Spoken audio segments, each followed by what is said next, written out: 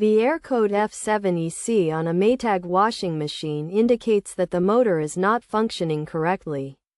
This issue can be caused by an overloaded tub or a faulty motor. To fix the problem, start by resetting the washing machine. Power down the unit by turning off the circuit breaker. Wait 60 seconds, and then reconnect the power. Begin a new cycle and wait 60 seconds to see if the error has been resolved. It is also essential to ensure that the washing machine is not overloaded, as this can put excessive strain on the motor. To troubleshoot the motor, set the washer to spin and use a multimeter to test the power between the blue and yellow wires, which should read 120 volts, and between the red and white wires, which should also read 120 volts. If the readings are normal but the motor still does not work, it may need to be replaced.